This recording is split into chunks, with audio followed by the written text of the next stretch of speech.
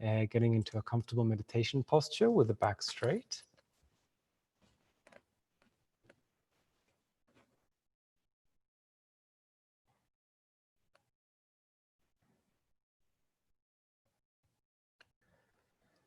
And simply allowing our mind to rest and come down to observe the different physical sensations arising throughout the body.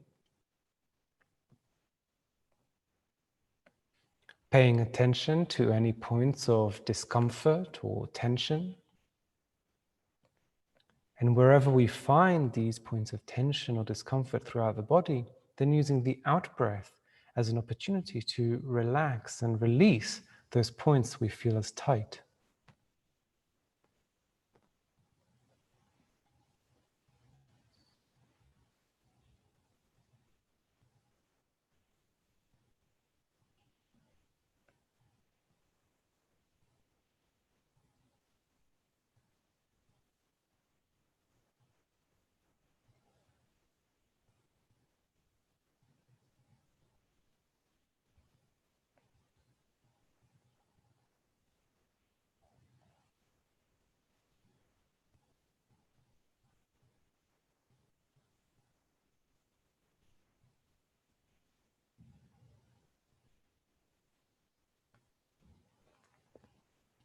And we can take 3 deep breaths.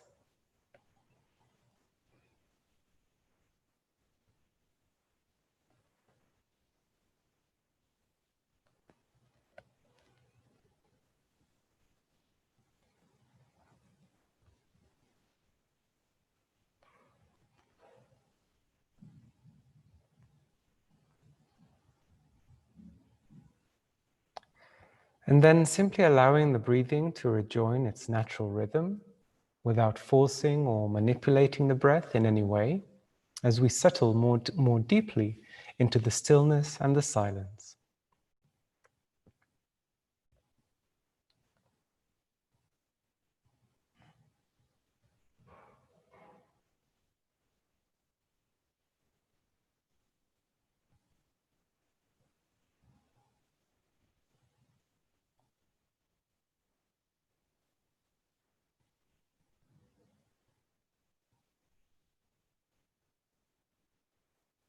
And settling the mind by releasing all concerns, hopes, and fears to do with the past and the future, and simply allowing the mind to rest happily in the present moment for this brief meditation.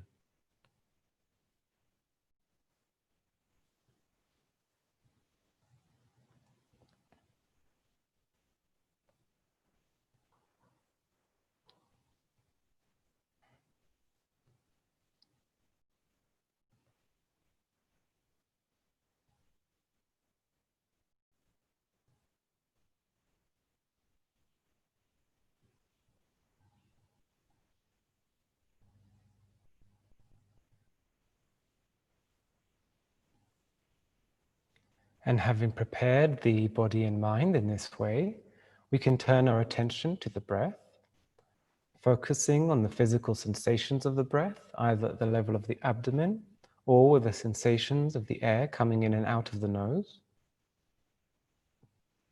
And simply allowing our awareness to rest there, observing the entire duration of the breath, from beginning to end and on to the next, in a continuity of mindfulness.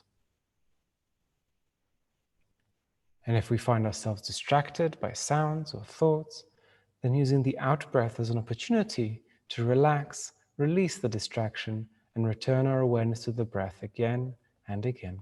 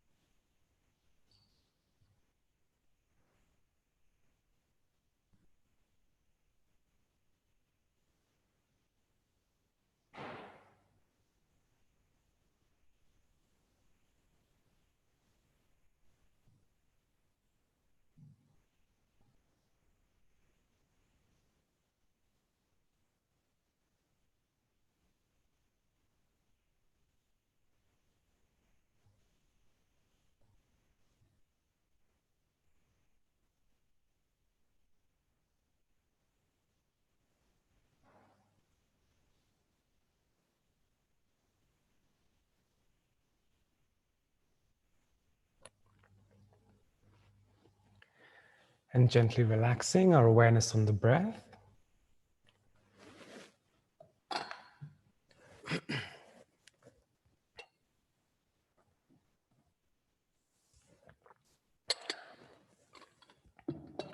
Okay.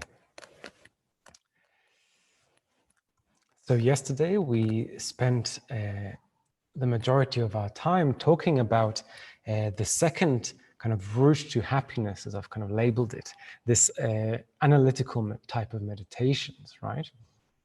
Where here we are really trying to start taking a look at the mind and the different mental content of the mind and try to get a grip on some of these harmful mental states which we kind of are generating on a daily basis. And again, on the basis of having some kind of level of training in the calm abiding meditation, by being able to kind of,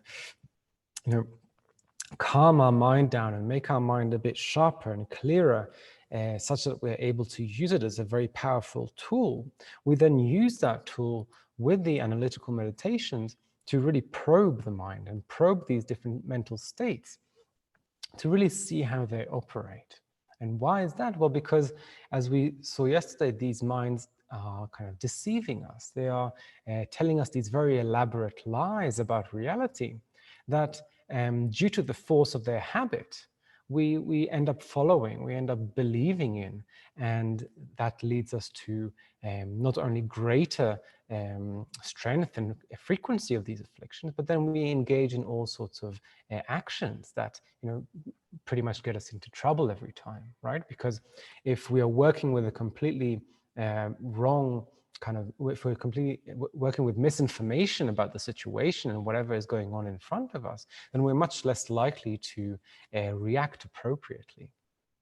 So whether it is with anger, which is exaggerating all these negative qualities, and we end up thinking that, oh, this, that, and the other is kind of this very real, very substantial cause of my suffering, and getting us to react with violence.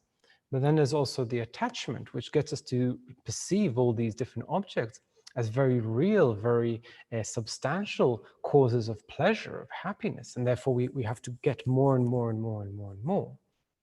Right, and if you remember in the I think it was in the first day where we discussed this idea that we discussed it more in terms of the objects and how, but now we get to see kind of the behind the scenes mechanics of that operation, where because of the attachment, because the attachment convinces us that this chocolate cake or this person or whatever is kind of a very substantial cause of happiness, then suddenly that becomes the most important thing.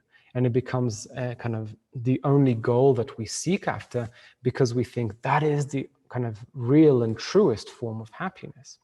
And okay, we might know that the chocolate cake is not true happiness, but it's more in terms of then trying to rearrange the external world into this perfect bubble, right? That fits us, that somehow, if we get this organized and this organized, we get the house and the car and the partner and all these things in a nice little package, then we'll be happy, right? But we kind of know that this is not the case. We can kind of see that this is not the case by analyzing the way that these things actually operate. As we saw, that these things are not in the nature of happiness, that they're changing, and so on and so forth. So this is the way that we investigate, in particularly these states of mind, this anger and attachment, which are the root of all the various other types of afflictions that we said, like pride and jealousy and miserliness, and all the other different types of mental afflictions kind of have their source in these more basic kind of afflictive emotions of anger and attachment.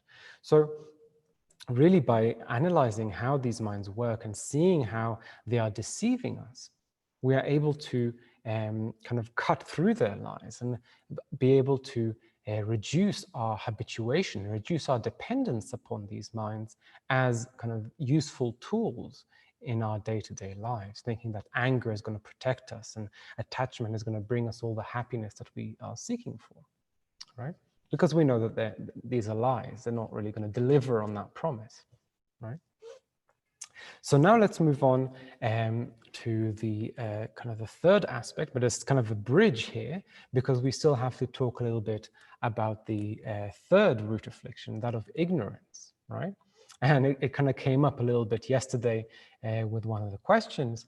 And again, I don't want to go too much into it because it is really a huge subject, understanding what this ignorance is really referring to. But we're just kind of going to try to get a simple idea, such that you have, a working idea of what's going on. And then, in the future, if you wish to know more, then there's plenty of resources out there these days. Then I hope you will be able to continue following that curiosity and continue to study down that road. But just for now, let's think that, so if anger is exaggerating all these negative qualities upon all these objects, right? It's superimposing all these negative qualities that aren't really there, but we suddenly see them as being there, as part of the object, as part of reality, as part of the fabric of reality, if you like. Nothing to do with me. I didn't do that, right? And likewise, attachment is exaggerating all these positive qualities on all these objects and people and so forth. And then we see that as just being part of reality and nothing that we brought to the table. Then again, if we take away all these negative qualities and we take away all these positive qualities, then what is really left, right? So, so the idea is, what is actually out there seeking to pinpoint something, being able to point to something which is actually out there, existing externally, as it were, or independently from the mind, without kind of having some kind of dependence on the mind, right? Because of course, those two things are opposite. Being dependent and independent are opposite. So although things appear to exist, everything around us appears to, so now I'm not talking about positive and negative qualities, I'm talking about even the very existence of this and that as this and that, then even that very existence is somehow dependent upon our mind.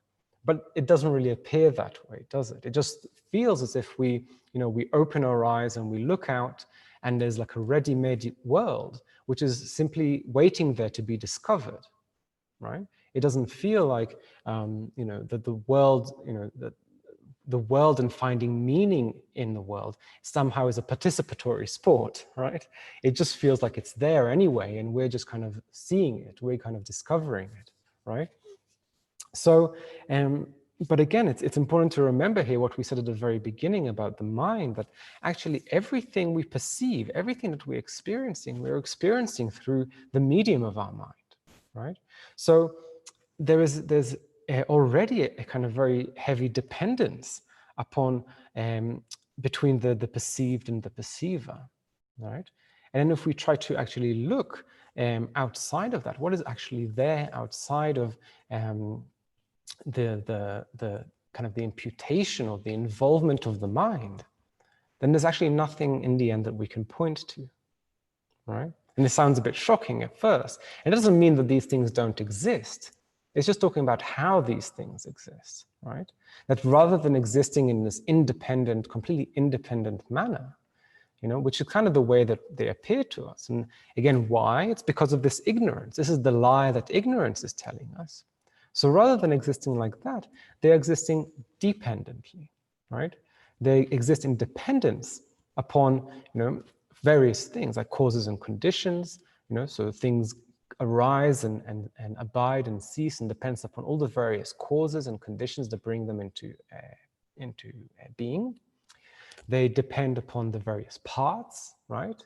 Any kind of object is a collection of parts. And then also it's dependent upon the imputation of the mind, right?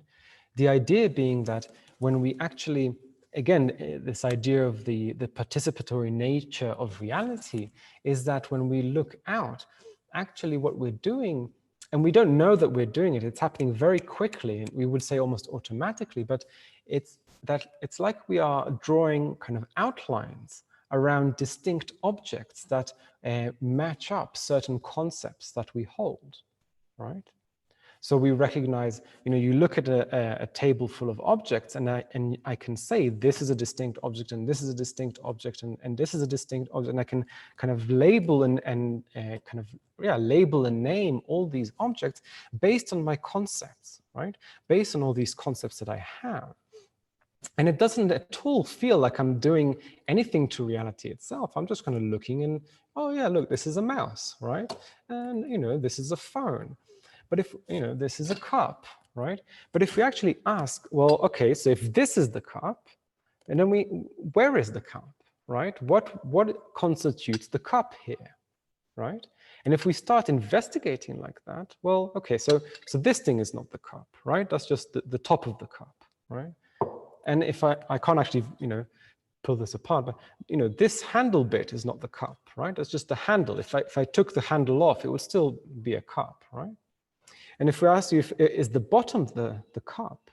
Well, the bottom is not the cup. It's just one part of the cup, right? If I just gave you the bottom of the cup, you'd be like, what am I going to do with this, right?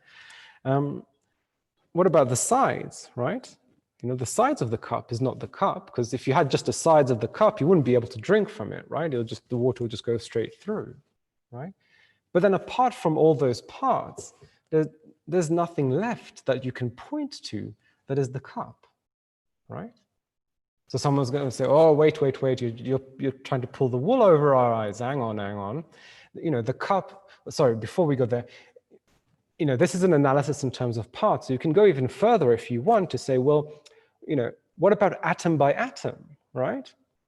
If I was able to somehow kind of pick off an atom one at a time and ask you, is this atom the cup? You'll say, no. Okay, I'll put the atom over here then, because it's not the cup. Is this atom the cup? No. Okay, I'll put it over here then. You could go one by one, and I could continue asking you until you would have all this pile of atoms here, and you would still have nothing that you can call the cup, right? So then the smart aleck comes along and goes, oh, wait. No. The cup is the collection of those atoms, right? But then again, we have the collection of the atoms now here. It's just a bunch of atoms randomly kind of piled up. That's not a cup either, is it? Wait, no. It's the collection of the atoms that are put together in a particular shape. So, oh, wow, okay, but then why that particular shape? Well, because it fulfills a certain function, right? But then what decides that function? Well, then it's already, involving the mind there, right? Because the mind is the one that is able to recognize and understand that function, and therefore understand this as a unique object. With the cup, it seems like it would just be a cup anyway, but, there's a film about the gods must be crazy or something, where you have a Coke bottle that drops out of the sky onto an African village, and then hilarity ensues because, for us, it's really obvious that that's a Coke bottle, but they're using it as a weapon, they worship it, they do all sorts of things which we would say are crazy. But this is demonstrating exactly that point. We think that somehow that being a Coke bottle, that function that it serves, is somehow inherent to that object. But those people who find it, and they have never seen a Coke bottle before, they don't have the concept of what a Coke bottle is and what it is supposed to do, according to us.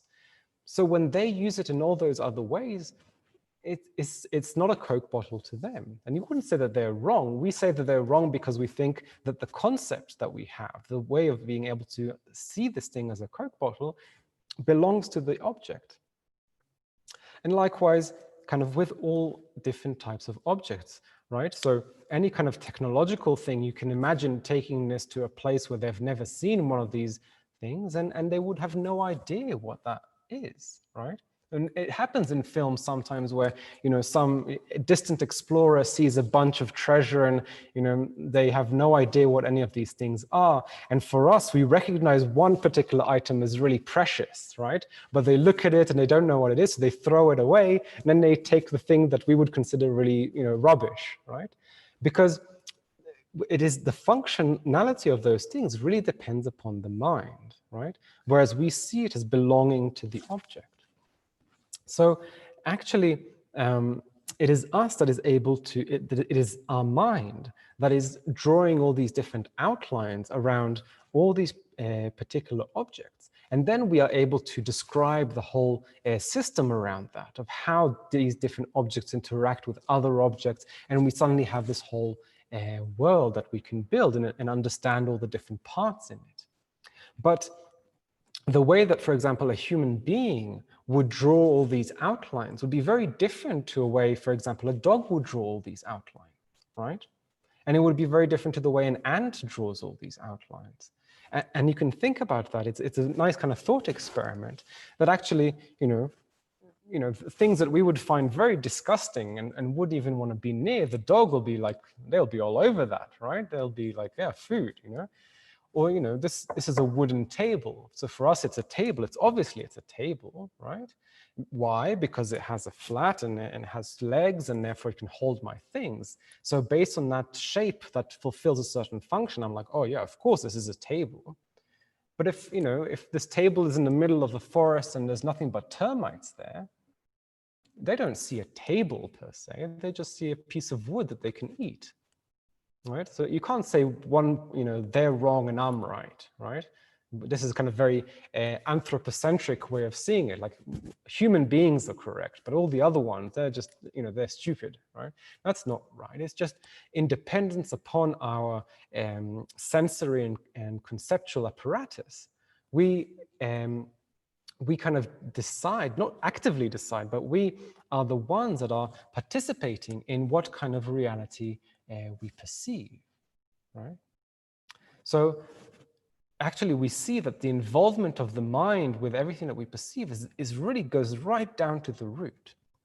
Now, okay, so, who cares if the cup is really, there or not? And, so what's the big whoop, right? But then when it really becomes important is in how we perceive ourselves, right? The self, me, I, right? And then as a counterpoint to I or self, there's also the other, right? Because it is exactly the same with this thing we call I, right? Me, shachar, yeah? So we think we know, oh, I know myself pretty well. I'm this person, I'm from this country, I'm this many years old, right? I like this, I don't like that. We think we kind of know each other, we know ourselves, but actually we can do the same analysis, right? If we're looking for what is it that I can point to that is, okay, this is shachar, right?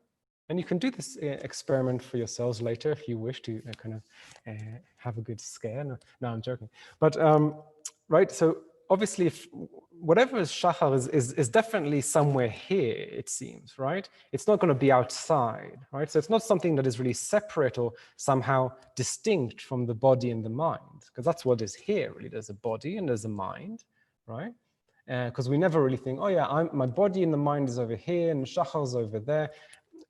We never have a sense of self that is kind of like that. So this is a good place to start looking. So what about the body?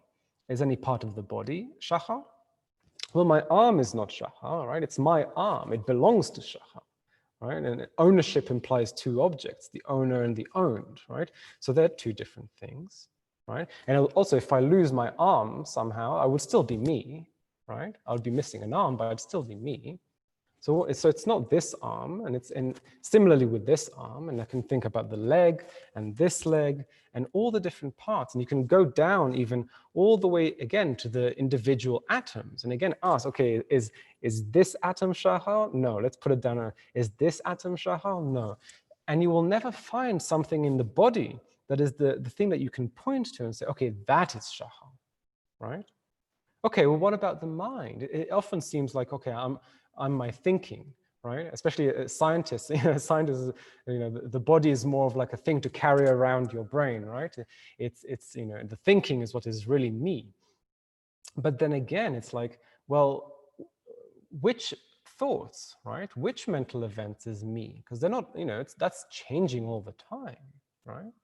Like we cannot be angry and, as we said, these two, love and anger, are contradictory types of minds, right? Because you cannot wish to harm someone and wish to help someone at the same time, right? So when I'm angry, I don't really have a lot of love in that very moment. And when I have a lot of love, I don't really have a lot of anger in that very moment. So which of those mental events is me? If you say it's the love, then, when I get angry, do I stop being shachar? Or if it's the anger, when I get to love something, do I stop being shachar? And similarly with all the other mental states, if I'm that particular mental state, then when that mental state ceases and another one starts, do I stop being me? And then if we actually look at it in terms of time, well, actually, all of my mental states, that have come up till now are in the past, right? They're finished. They don't exist anymore, right? Shachar exists. No one's saying that I don't exist. So those two can't be the same, right? My past moments of mind, all the things that I was thinking yesterday and all those mental events, the anger, the love, all the different things that was going on right up till the present moment, all the past events are finished. They don't exist. So that can't be me. And likewise, all the future mental events, right? Because those don't exist yet, right? They're not in existence yet. So those can't be me. So we're only left with the present mental event that is kind of happening at the moment. But even that, it lasts for one instant and then it becomes the past, right? But shachar lasts longer than that, right? It's not something that, I just live for a second and I die, right?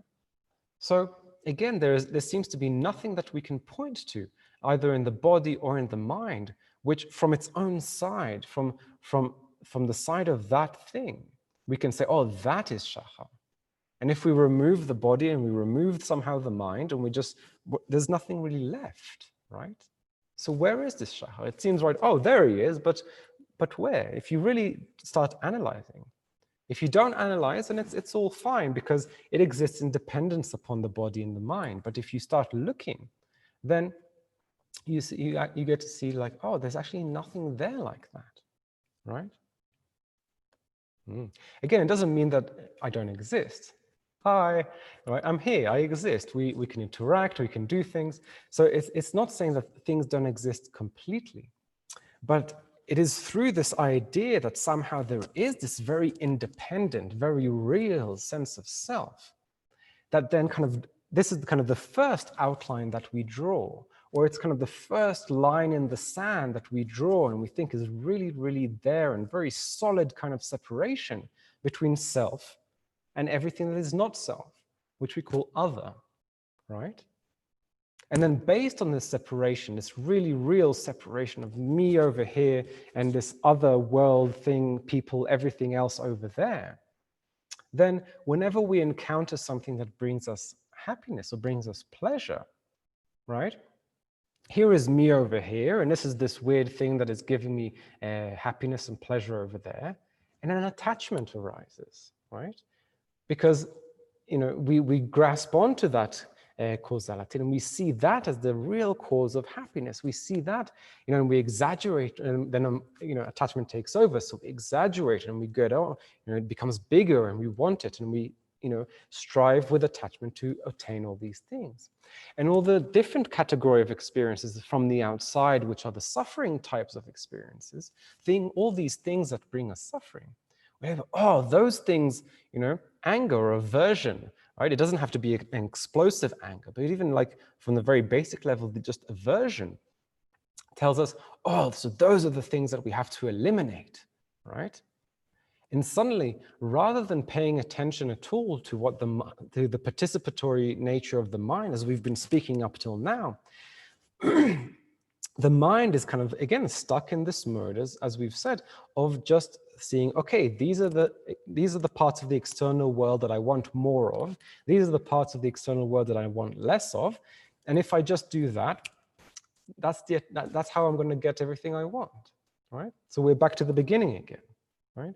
But it all begins from this very basic separation into this very solid I and very solid other, as if they have nothing to do with one another. They're very separate and kind of exist in their own right, right?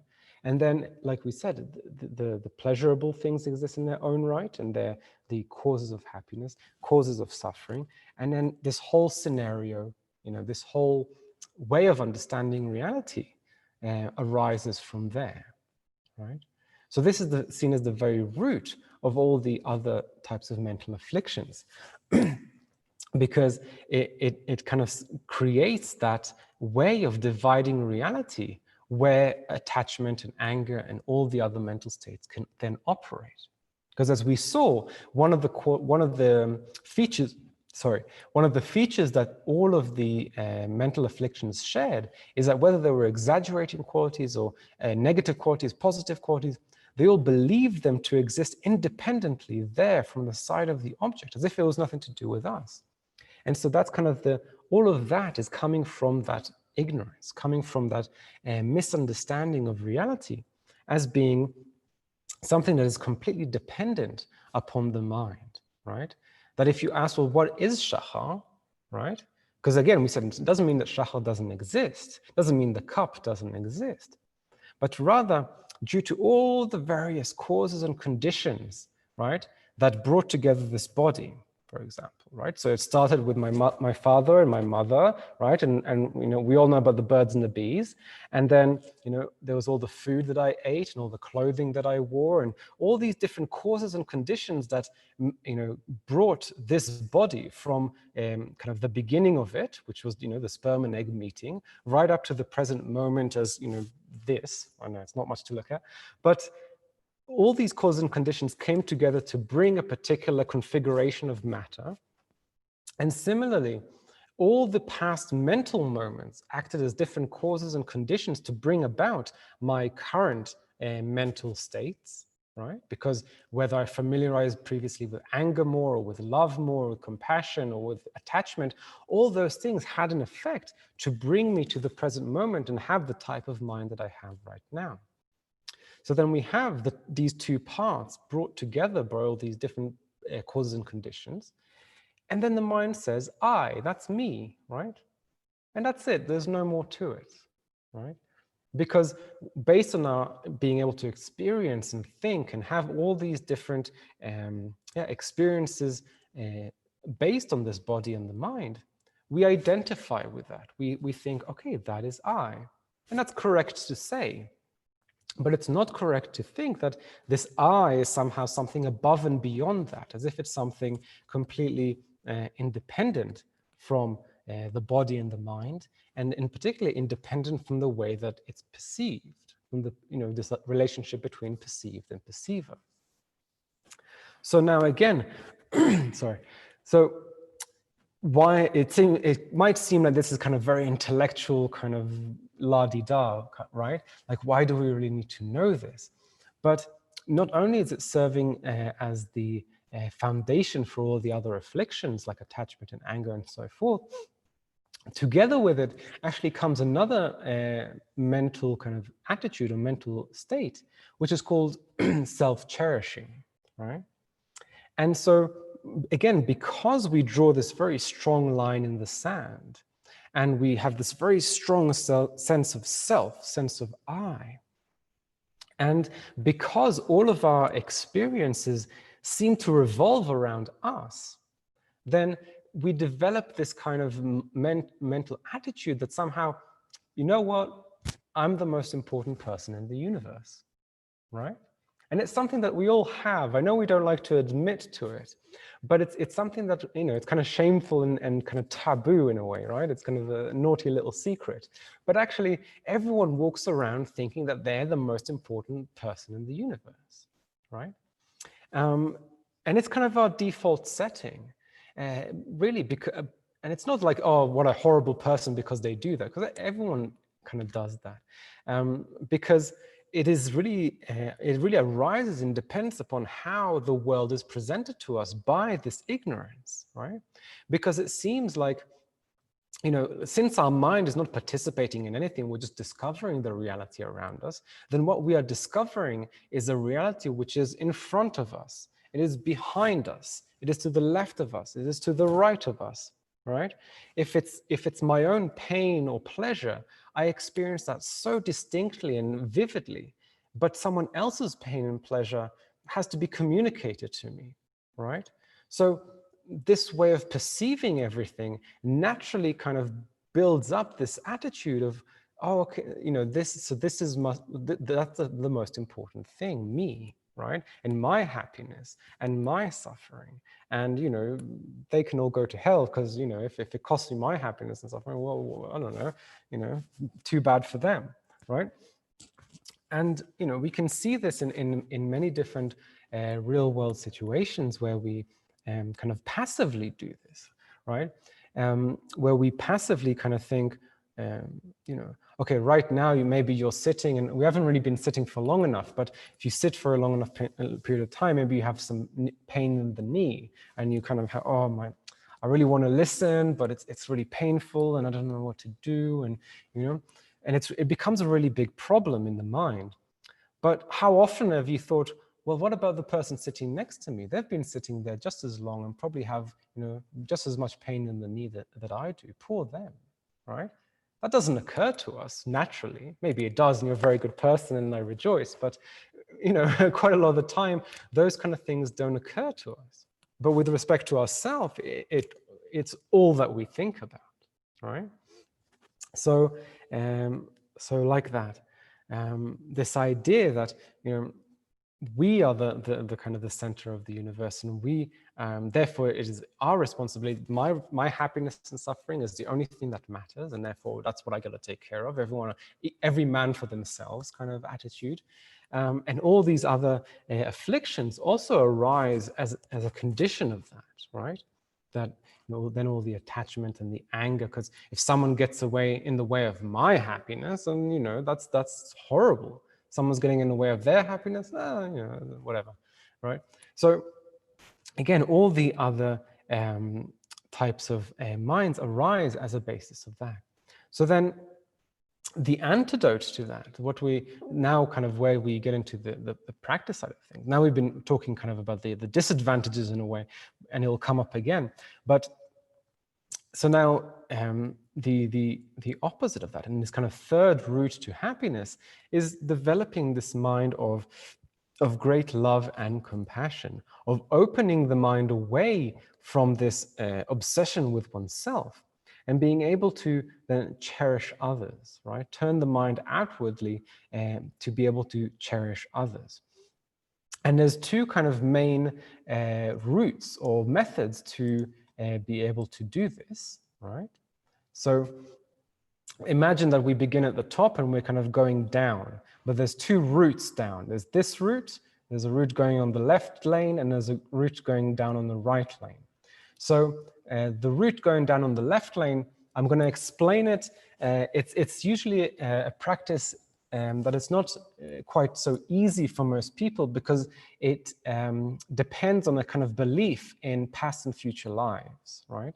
That we have been taking rebirth again and again since kind of beginning this time. So for a lot of people, if that's kind of not your bag, if that's not something you really easily believe in, then this method can be a little bit difficult. But I still want to mention it because actually this is one of the few cases in the meditation text where you find a really good explanation of the mechanics of a meditation. They tell you why this meditation works. And it's a really it's a real eye-opener. So both of these types of meditations both begin with this mind of equanimity, right? Which we already discussed before, and you did a meditation with it with Felipe. This idea that, when we divide into friend, enemy, and stranger, and then prioritize people's happiness and suffering on the basis of those categories, which again, we create, then we end up kind of, as I said, prioritizing, thinking, oh, that person's happy is not so important, or that person's happy is the most important. And we have a very biased attitude towards the various living beings, the multiplicity of living beings. Whereas actually, as we said, all living beings wish to be happy and don't wish to suffer equally. And one sentient being's happiness and suffering is just as important to them as another's is to them. So there's really no way to really judge, okay, this one's more important than this one, and so on and so forth, in the way that we at least regard them and regard their happiness and suffering, right?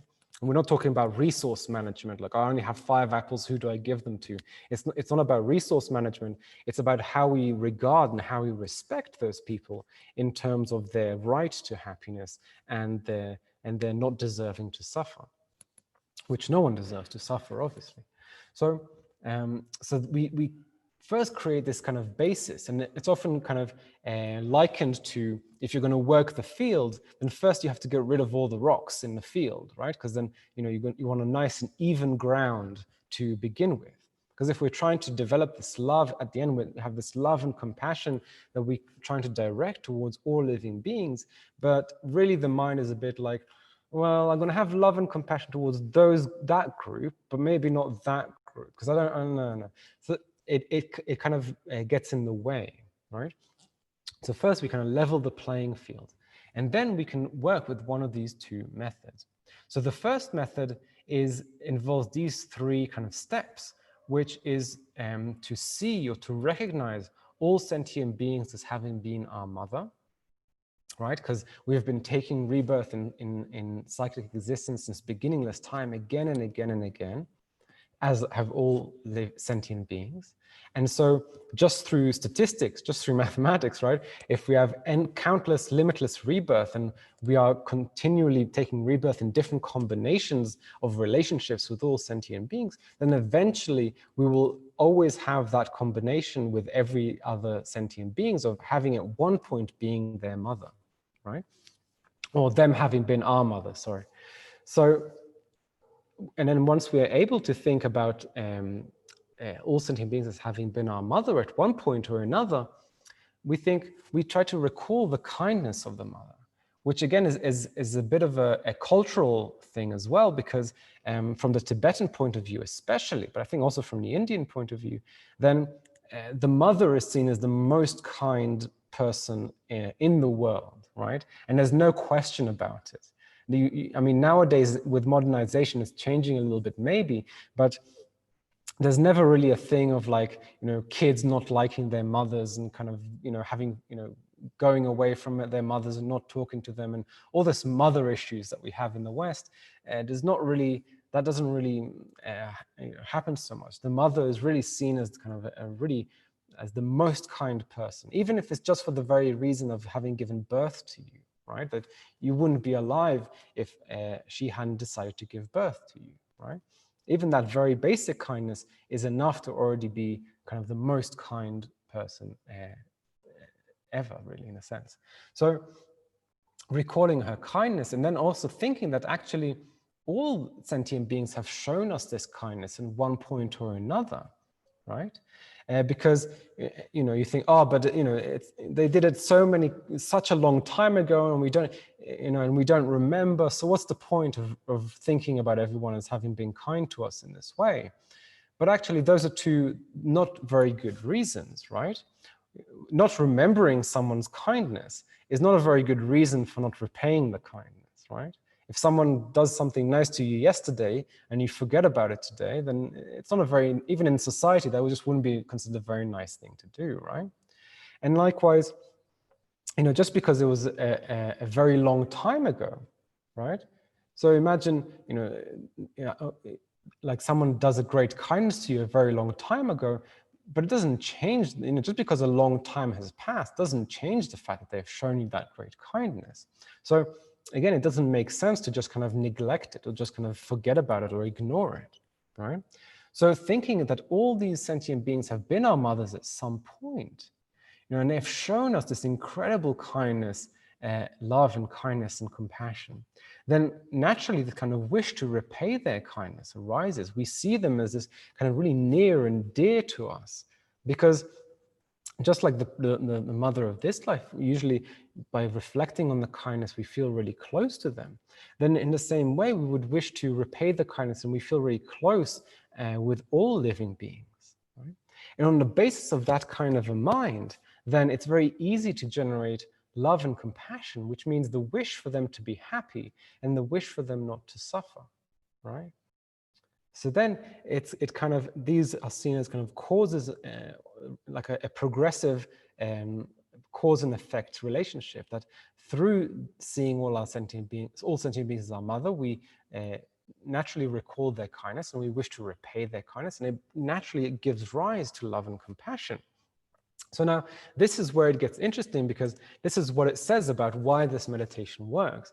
It says, right now with our current kind of states of mind, it is very easy to have love and compassion towards people we like, right?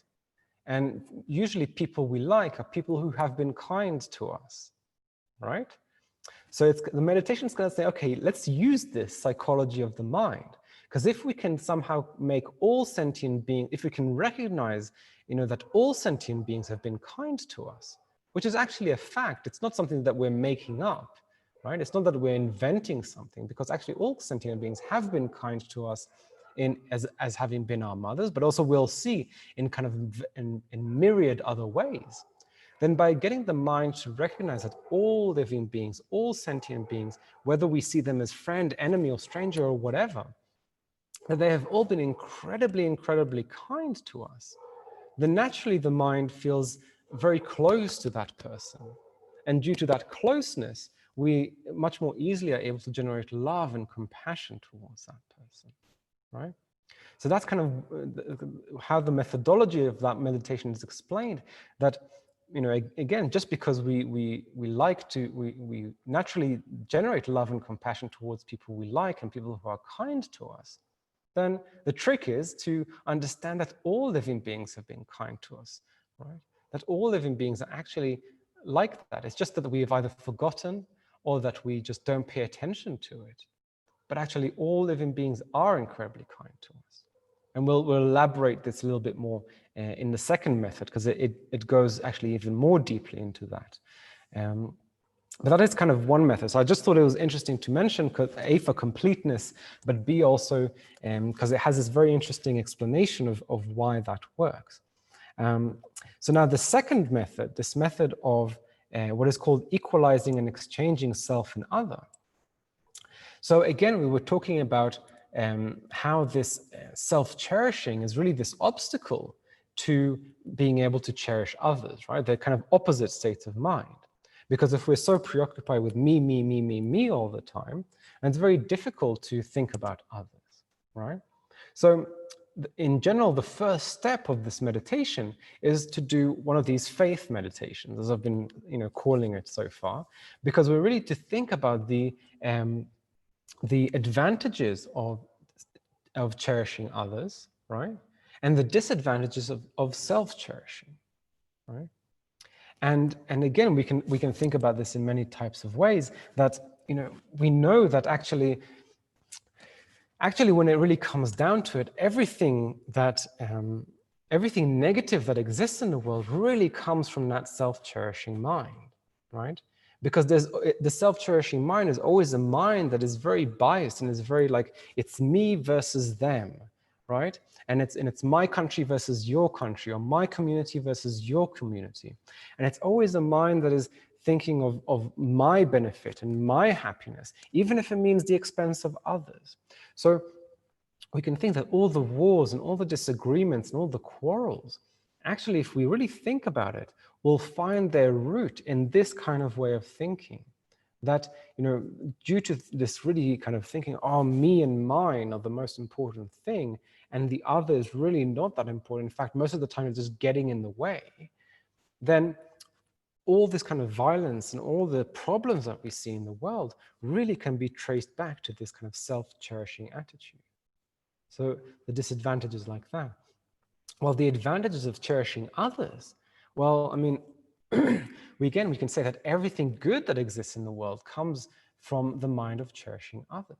The moment we can put down thinking about ourselves and thinking about doing good for others, then amazing things suddenly start to happen, right?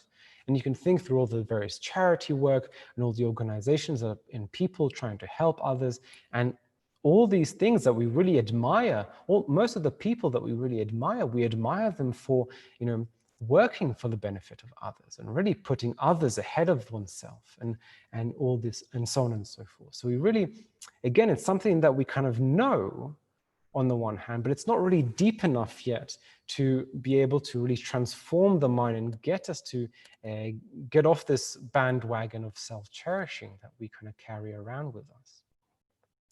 So then, okay, so that's kind of the basis, as we have always said, like this faith meditation is kind of always the basis. So now when we get to actually working on the self-cherishing attitude to transform it into cherishing others, there's these two steps, which is first to equalize self and others, and then to exchange self and others. And it doesn't mean like literally like, oh, we're going to swap spaces, but it means that, you know, just like right now, we pay so much attention to me, and we kind of neglect others. We try to swap that. We try to really kind of, you know, pay so much attention to others that we kind of pay less attention to me. And it's not actually that, it's just kind of to balance it, and balance the scale again. Because at the moment it's like me and then there's others. Whereas if we need to put pressure on both in the opposite direction to get it back to a healthy level, right? So we work first on getting this idea of self and other being equal in terms of happiness and suffering. And then on trying to exchange that and actually trying to even think of others as more important, right? So how do we do this, right? So again, the basic premise is to really think that, again, all sentient beings wish to be happy and don't wish to suffer, just like us, right? So again, like with the equanimity meditation, equanimity, we were kind of equalizing friend, enemy, and stranger. So it was kind of this way. Now we're trying to also equalize this way, right? To say that those others' happiness and suffering and my own happiness and suffering are exactly as important as each other. This is the equalizing bit, right? Because actually, if we try to investigate, you know, why do I think my happiness and my suffering are more important than others? Then it's actually very difficult to you know, bring up a good reason. You know, some people will say, okay, well, you know, if something hits me, then I feel it. This is my pain, and so I have to take care of my pain. Or I have to take care of my happiness. You know, this idea of every man for himself, because this is my business, this is their business, and you know, that's just the way the world is, right? But if really that was the case, then this is kind of the reasoning that, again, Shantideva gives in the 8th chapter of his work, the Bodhisattva's Way of Life. Then he says, if really it's kind of this every man for themselves attitude, then how is it that, you know, if we hurt our foot, the hand goes down to help it, right? We go, ow, and go, ah, like that, right? This hand is not hurting, it's the foot that hurts. And yet this hand is going down to help it. So why is that? You know, what's in it for the hand? The hand doesn't get anything out of it. It's not hurting at the moment. Why should it help the foot? Well, you know, they should help each other because they're both part of the same collection, right? They're both parts of what I call my body, right? And likewise, all living beings are part of what we call kind of humanity, or like the collection of sentient beings, right? We are all part of this, you know, if you can break it down to different levels, you can break it down into the family unit, the society, the neighborhood unit, the society unit, the country unit, the world unit, and all living beings as a whole. We're one collection of living beings. So actually, you know, thinking, oh, that one part shouldn't help the other is kind of a strange way to think about it. Why shouldn't they help the other, right? And likewise, some people say, well, you know, because I don't feel other people's happiness and suffering, why should I care about it, right? It doesn't affect me, so why should I, you know, why should I work towards other people's happiness and suffering? But then you can think, okay, well, then why plan for your retirement, right? If you think about now and, you know, whatever age you are, right, then, you know, when you get old, there'll be a bunch of suffering that we will experience when we get older. And we start planning for it right now. That future suffering is not affecting us now. We're not experiencing that future suffering. So why are we seeking to alleviate it? Why are we seeking to eliminate that future suffering, right? Well, because we know that suffering the point being is that, suffering and happiness, right? Happiness is something to be attained, and suffering is something to be eliminated, regardless of who it belongs to, right? That is kind of the main point here, that actually, all these types of excuses that the self-cherishing mind is trying to come up with it, oh, actually, no, that's their happiness and suffering. It doesn't, nothing to do with me. And all these different types of excuses is really just kind of masking the fact that happiness is happiness and suffering is suffering. And happiness is something to be attained and suffering is something to be eliminated. And it really doesn't matter who it belongs to, right? Because if you say it has to belong to something that belongs to me, but then you have the hand and the foot example, which is talking about collections, right? Being part of a collection of something. And then you'll say, well, why does the family help each other? Why does the society help each other? It would lead to all these absurd consequences, right? Or you can say, well, in terms of time or who the pain belongs to, well, but then why do we plan for old age? Why do we, try to why do we save up with the pension, right? There would be no point. And some people are like that. It's like, oh, older me will deal with that, right? But it's, that's kind of a bit of a silly way to think about it, right? So actually understanding that, all this happiness and all this suffering is simply something to be attained and eliminated regardless of who it belongs to, really equalizes this kind of playing field, that actually it's not the case that my happiness and my suffering are the most important things in the world, but the only reason really at the end that I really, when it all comes down to it, why I say that they're the most important in the world is because they belong to me. And that's not a very good reason, because the next person can also use that exact same reason to say that their happiness and suffering are the most important ones in the world. And this person, and this person, and who is right, who is wrong, So, and also think that actually, I'm the only person that calls this I. I'm pointing here, right? I'm the only person that calls this I. All of you call it other, right? So my reason for thinking, oh, I'm definitely I, this is a very inherently existing I regardless of who perceives it, well, no, it's not, because all of you perceive me as other, and you perceive yourselves as I, but I perceive you as other. So again, who's right and who is wrong?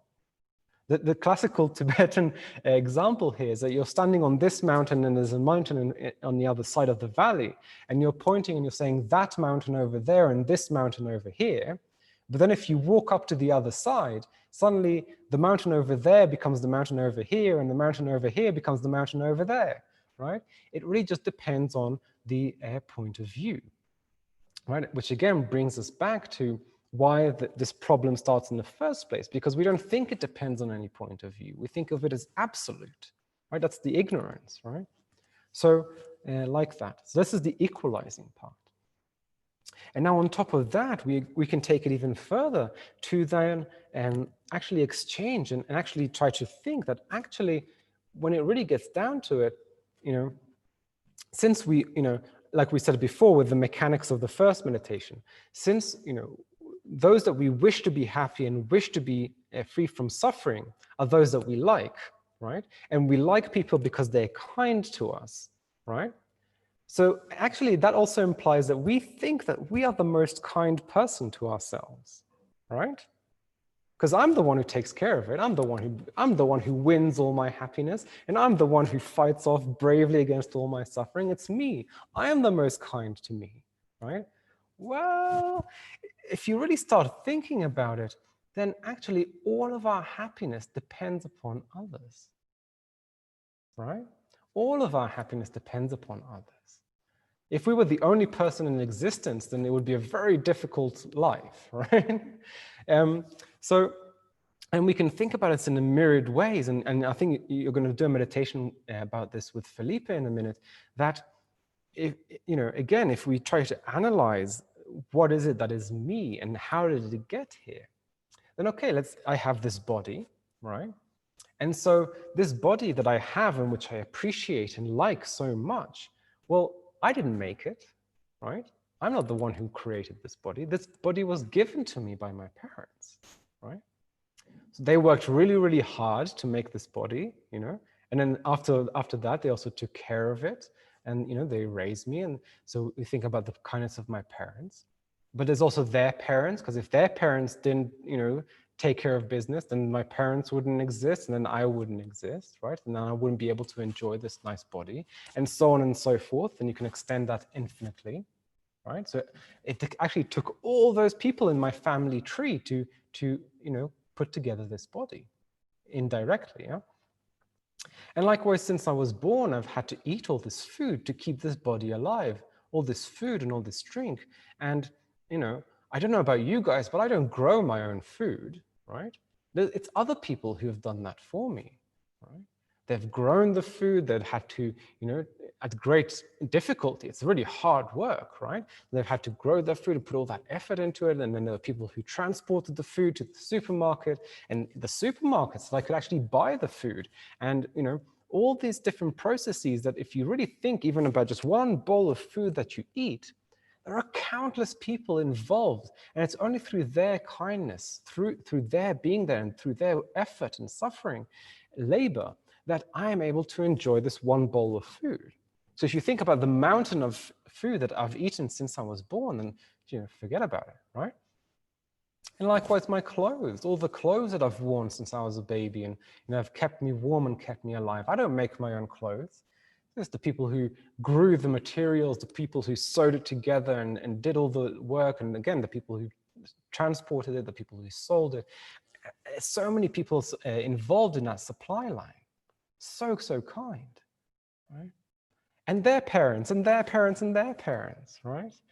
And so if you really start, and that's just to do with my body and also with the mind, right?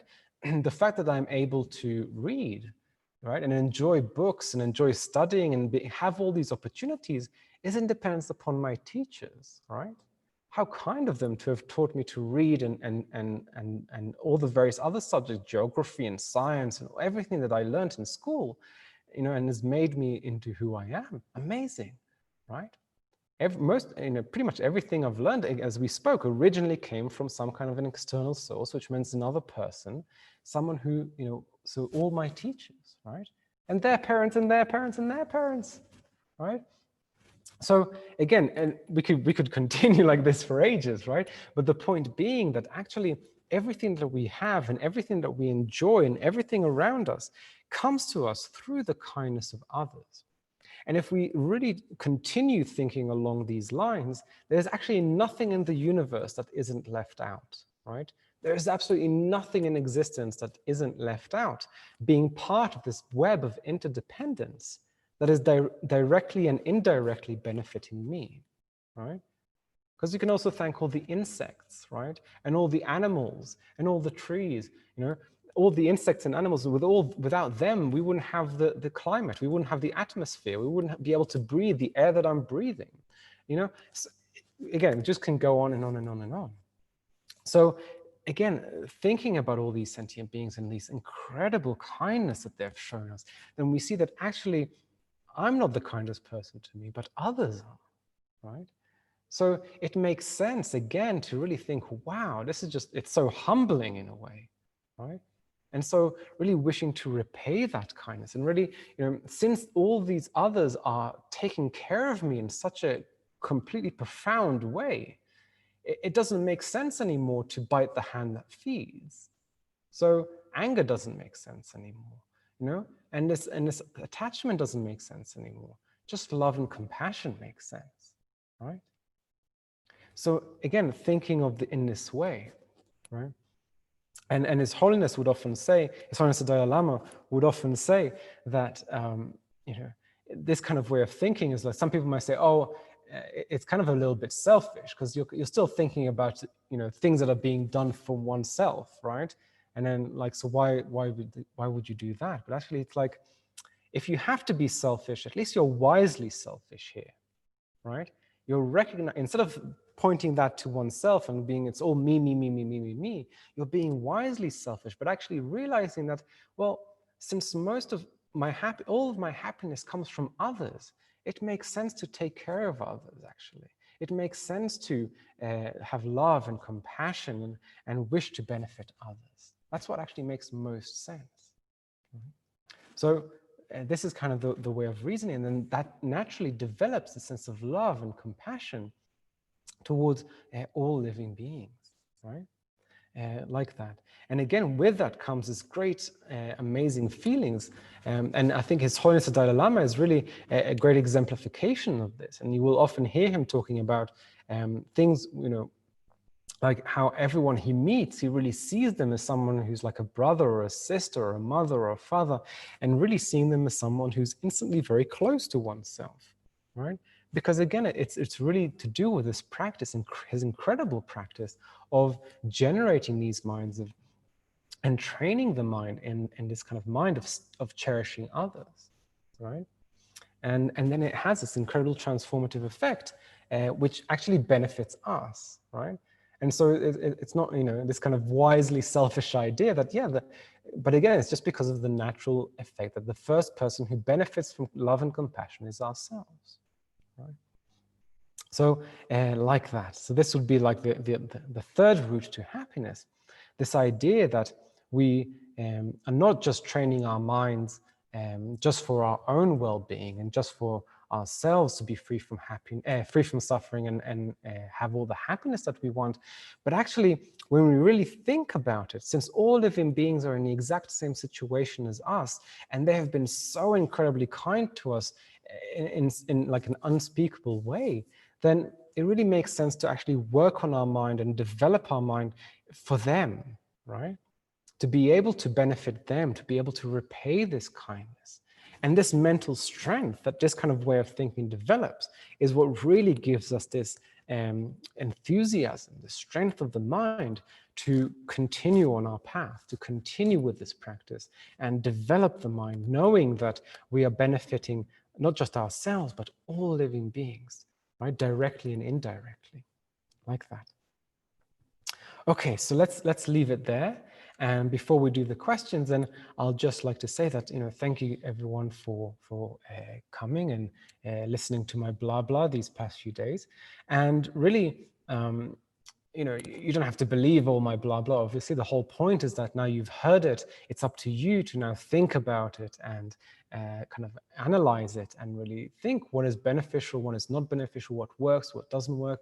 And then don't just leave it like a book on the shelf, but rather, really try to work with it, really try to meditate on it, really try to put these things into practice, because it is only through practice that you can really see the benefit of how it affects the mind. And then in turn, but through practicing and seeing the benefit, you gain confidence in the practice. So you see, oh, this is really working. So let's continue doing it. So it builds up momentum as you do it, right? Like that. So so try to do it as well as you can. Don't pressure yourself. As I said, don't expect too much too soon, but just do your best every day. And I wish you all the best. And I hope this is just the beginning of your journey to more knowledge and more love and compassion and all the best, really. So thank you very much. All right. All right, so we have a few questions. In order to shun attachment, I keep jumping from one relationship to another so as not to be attached to one person. Is this justified? Yeah, so again, this is kind of like blaming the object for the attachment, right?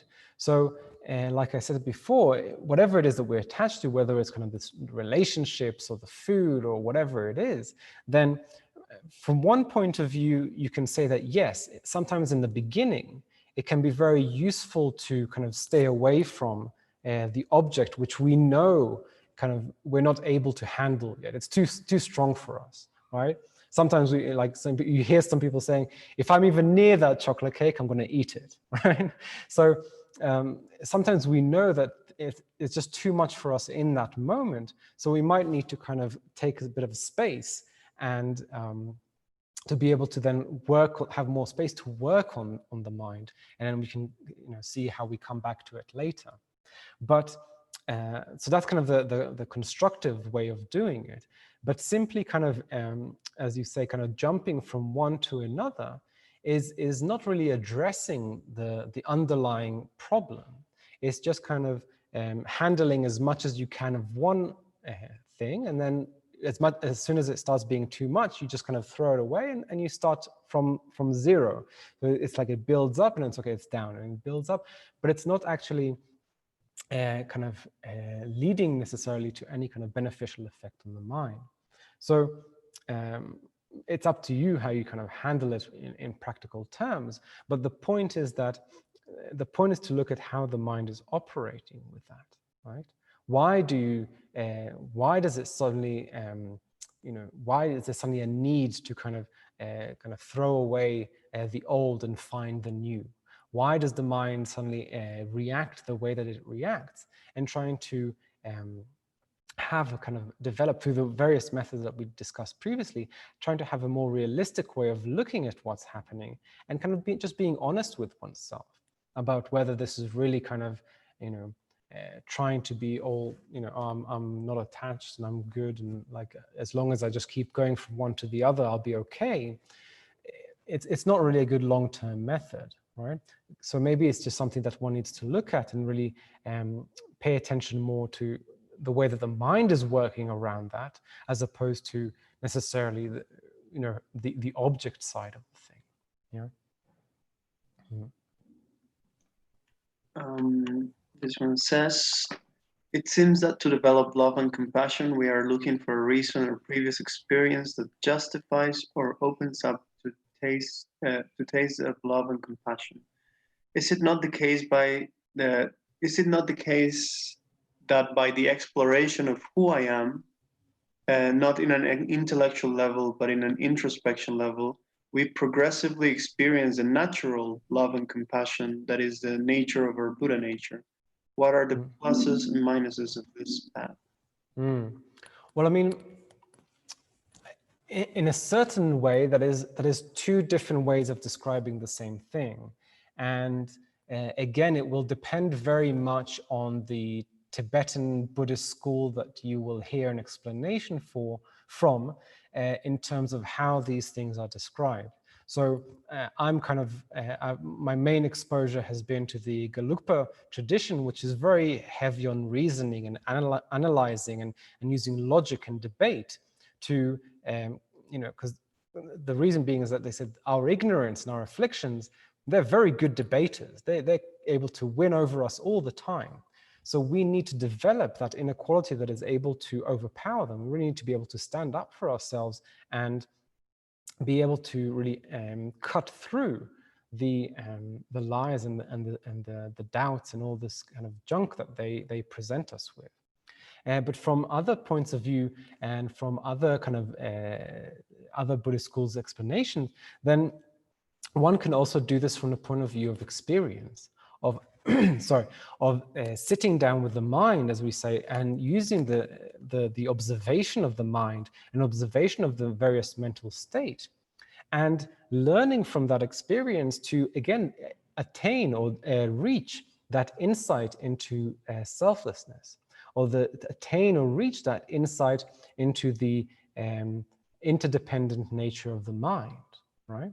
And then, of course, whichever way that you reach it, it's going to have the same effect, because as we discussed, the reason why we have this self-cherishing mind, which is the obstacle to love and compassion, is because of this very strong identification as self, this self-grasping, as it's called. So regardless of which method you use to, it's called realize selflessness, right? It's not that the self doesn't exist, but it's the absence of this independent, solid self, which somehow is independent of everything else. If we're able, as we discussed before, if we're able to understand that, if we're able to realize that, regardless of which method we're using to realize that, then it will have the same effect of naturally developing this minds of love and compassion. Because they're often seen as two sides of the same coin, this idea of, if all things are lacking, if all things are not independent, it means that all things are dependent, right? So by realizing that things lack this very this independent nature that ignorance tells us that they have, then we automatically or implicitly also realize the complete dependent nature of all phenomena. And once we realize this dependent nature of all phenomena, then again, it leads us to this idea of how we're all interdependent upon each other. And again, this, like what we just discussed, about how all the happiness and so forth depends upon others in very profound kind of ways. So it will naturally lead to the generation of love and compassion. But it's just a matter of methodology as opposed to, yeah, as opposed to a difference, like an absolute difference. Yeah. All right, and finally, it says, you said love and anger don't exist together. I feel they do. If my child does something wrong, I get angry because I love my child. Yeah. So again, it is a very interesting thing to look at the mind as it's working there, because again, to say that I shout at the child is not the same thing as saying that I get angry with the child, right? So I wonder which one it is, right? And I wonder, because you can shout at the child out of compassion as well, out of love and compassion. It doesn't have to be motivated out of anger. But likewise, the two states of mind can kind of come very quickly with one another, right? It is not necessarily that, things happen very fast in the mind, right? And that's kind of one of the problems of why we need the calm abiding meditation to be able to help us slow things down and actually see everything that's going on. But the mind is actually working very fast. So it is very possible to have like, okay, first it's love and then the anger comes in for a bit, but then, okay, the anger subsides and love comes back in again. So it's possible to kind of switch between one and the other very quickly, such as it seems as if they're happening at the same time. This is kind of similar to what I was explaining before about paying attention to more than one thing at once. We can only really pay attention to one thing, but we're switching very quickly. And this switching happens quicker than we really notice it. So, so from that point of view, experientially, it can feel as though these things are happening at the same time. But then if we actually look and analyze the way that these different minds operate, then because they're completely opposite to one another, they actually, by definition, can't arise together. Because if we think about the mind of anger, then the mind of anger is a kind of a mind wishing kind of some kind of suffering onto something, right? It is, as we said, it exaggerates the negative qualities, it believes it to exist there, and it wishes to be separated, right? Which usually means some kind of inflicting some kind of harm. It wishes harm onto something. Whereas love is a mind wishing happiness, right, towards something. So you can't both wish in a single moment. You can't hold those two contradictory ideas in the mind in a single moment, right? There can be a period of this and a period of that, and that might come very quickly because sometimes our emotional states are very complex and they're very kind of on top of one another. We've all heard about also like a love-hate relationship, but in the very moment, then because the functions and the way in which the mind interacts with whatever object it is, whether it's the child or the partner or the chocolate cake, the two modes of thinking are contradictory, and so they cannot arise at exactly the same time. And that is why those two states of mind act as antidotes to one another. It's like, they said it's like hot and cold, right? So if we keep the mind focused and absorbed with the mind of love, then the anger can't arise. It just doesn't, it doesn't have a space to arise there. And likewise, when we're very, very angry, then the love doesn't find a place to arise, right? But that is to do with being very kind of stable, whereas normally in the mind, it's kind of, it's a bit all over the place. So it might seem like that, yeah. But so it's good to kind of try and observe the mind and think about what is going on in the mind, just to get familiarity with the mind. And that's kind of part of the process, right? To see how these different mental states operate and what they do and how they behave, right? Like that. That's all. That's it. All right, so thank you very much, everyone, and I hope to see you again soon. Take care.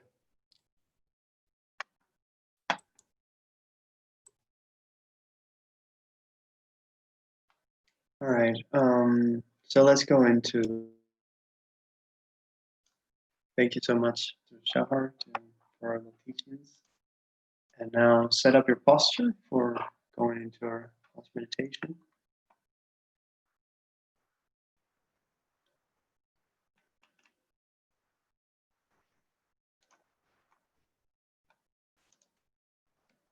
So allowing the body to become stable.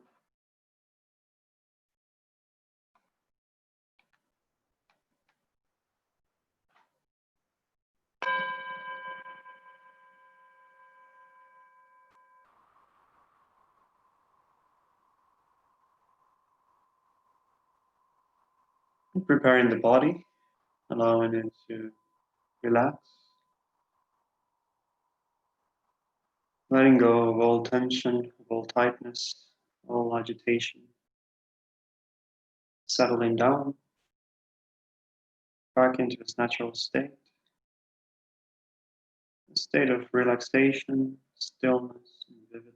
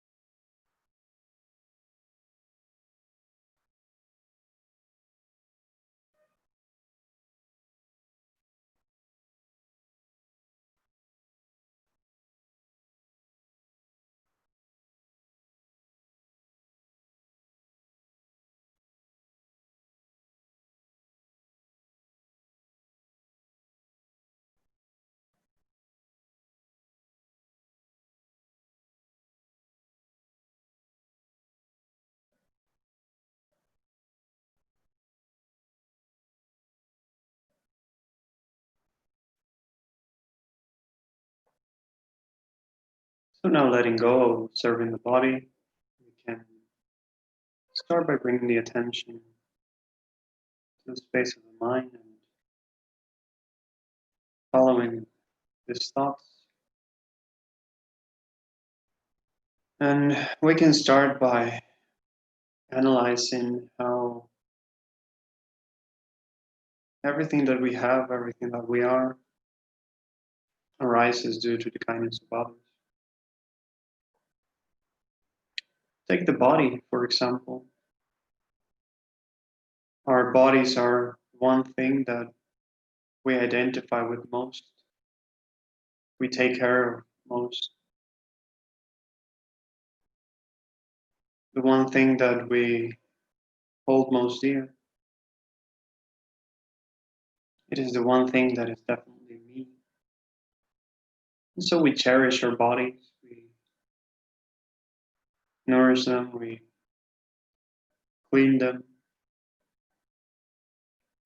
And it seems like they're so independent, like my body is not connected to anyone else. It doesn't depend on anyone else or anything else for that matter. But is that really the way that anything exists?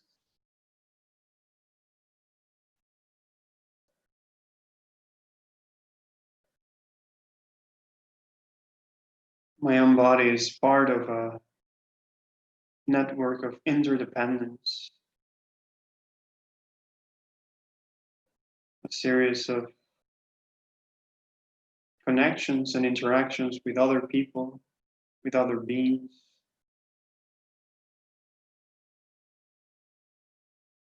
And it directly depends on them.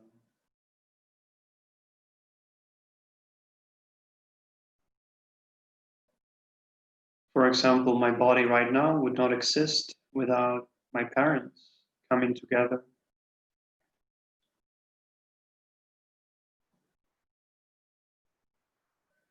Think of the kindness of your parents. Just by the mere fact of them coming together, that's what made your body and your life possible now.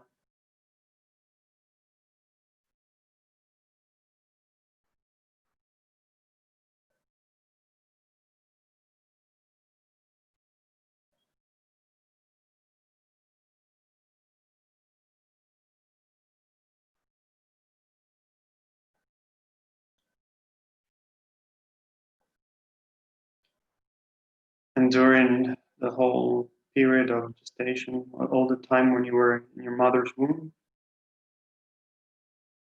every single cell and every single atom that grew in you was a result of all the nourishment that your mother had, all the food that she ate. Your body developed on the basis of your mother eating that food. But she didn't get that food by herself. Getting that food depended on so many other people as well. All the carrots, onions, potatoes, lamb, chicken, all that she ate to be healthy and to nourish her own body came through the kindness of others as well. All the gardeners, all the laborers, all the people who were responsible to any degree of getting that food to the market, the people that stole the food. Think of the incredible process that is to have actually a plate of food on your table.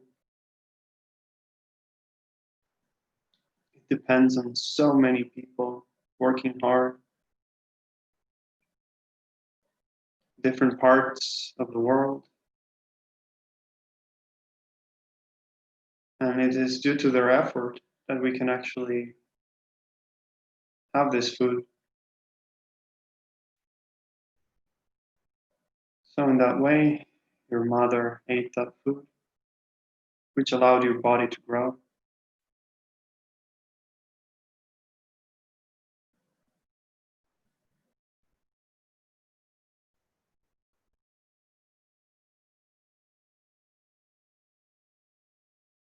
But the cycle of kindness doesn't stop there. Think of all the things you know. Think of all the things that you can do.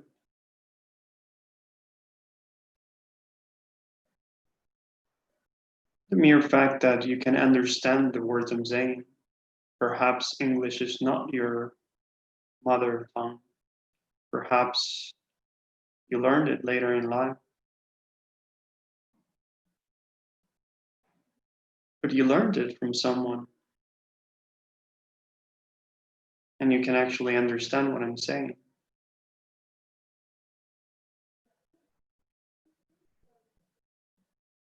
Think how this also comes from the kindness of others.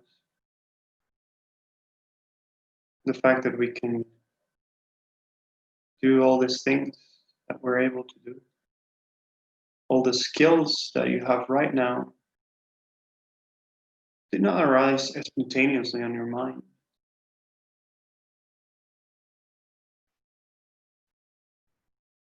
And of course, nobody's denying that they are also the result of your own effort, but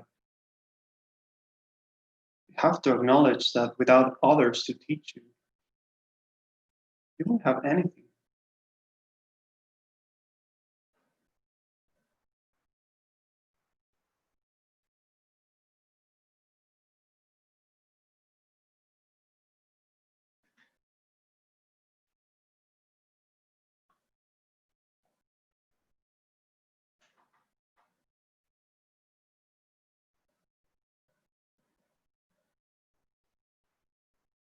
So as you can broaden your perspective and see how much you depend on others, not just for material, physical things, but also for all the information that you receive, all the knowledge that is passed on to you, all the skills, social, workplace skills, all that we've learned from others.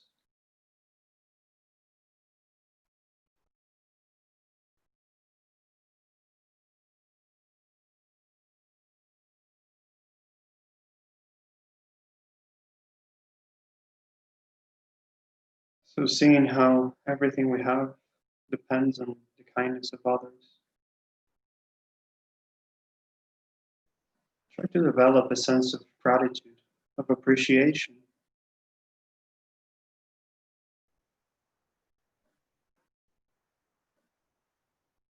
At the very least, the wish to thank them, to acknowledge them.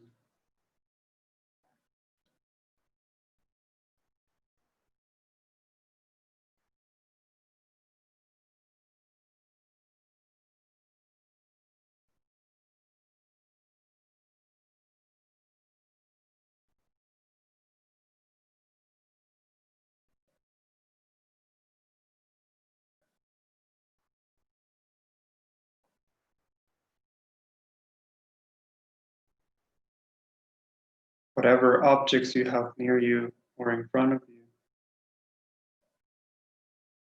ask yourself, do you make that? Did you make the device that you're listening to this teachings on? Did you make your own clothes? And even if you did, where did you get the materials from? Think of all the people behind all the things around you. Think of their effort, their kindness. And from within, develop this attitude, this gratitude, and a wish to repay their kindness.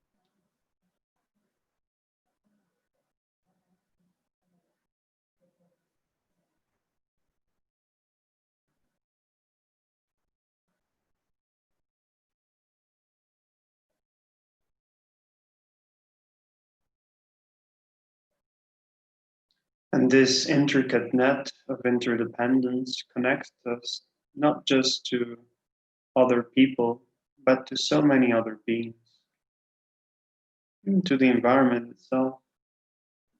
We depend very much on other beings such as animals and insects as well.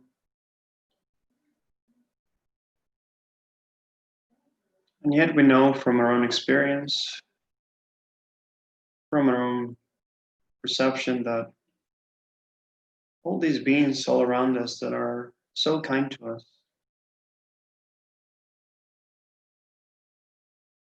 undergo many sufferings. They have to bear many hardships.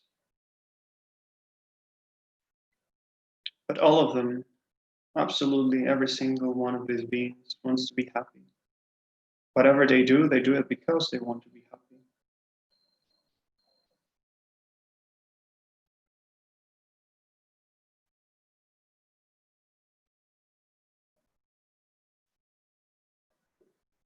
And unfortunately, right now, there's not really much that we can do to help all these beings externally.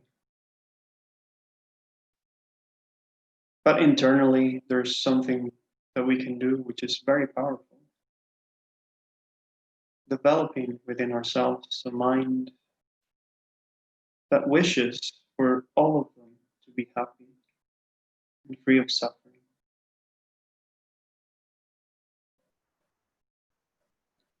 A mind which acknowledges our connection to others, which appreciates the kindness that others have shown us.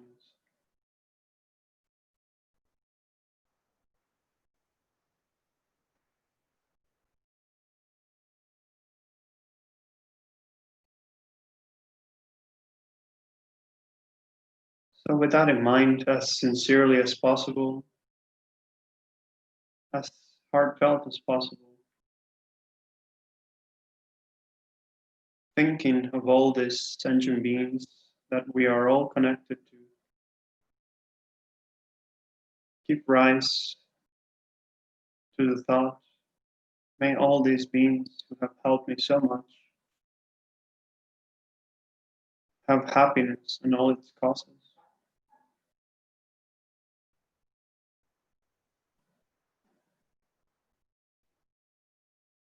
And may all these beings who have been so kind to me be free of all the suffering and all the causes of suffering.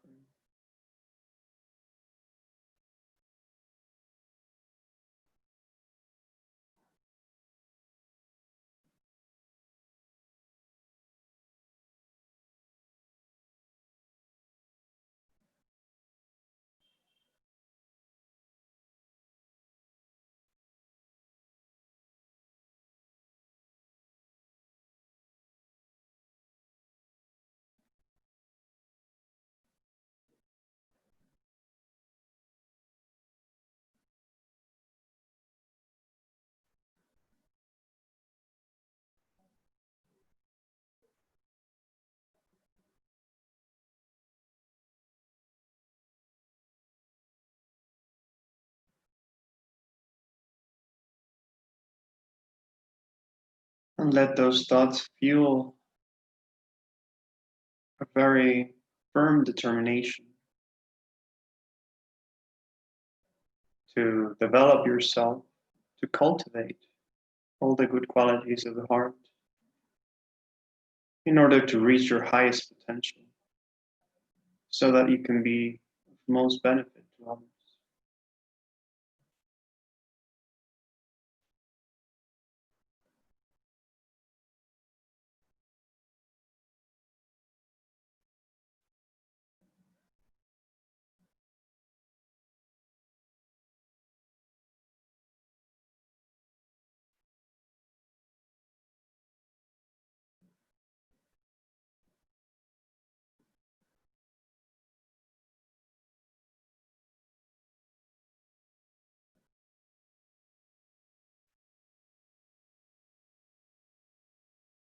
And for a moment, envision that, envision reaching the peak of your potential, envision becoming a being with all perfect qualities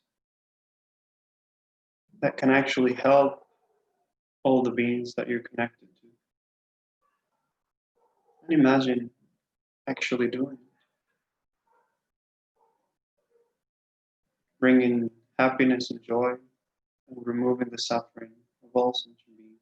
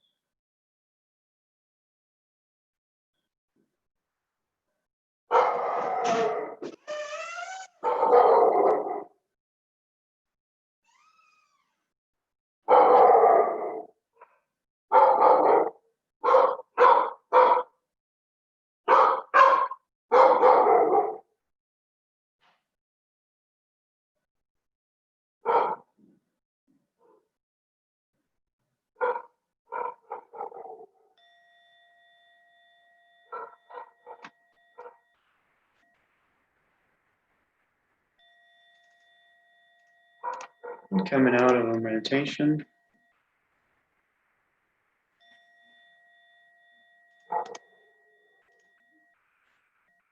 and thinking of all the positive potential, all the virtuous actions, all the good merit that we've created in the duration of this course, of this practice, offering all that good energy to all the sentient beings who are so precious and who have been so kind to us.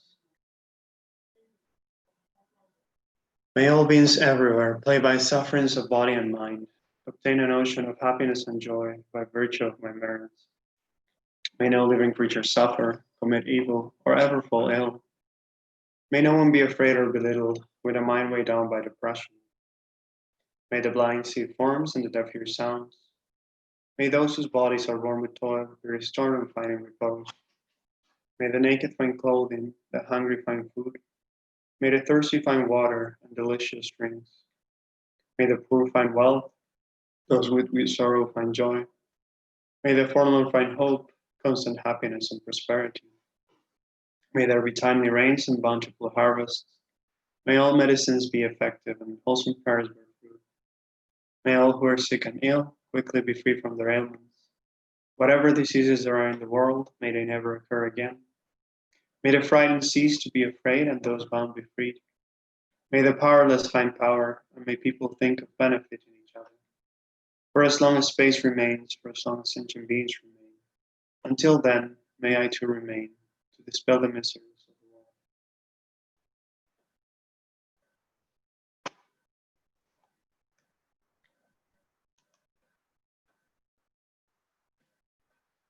world. All right.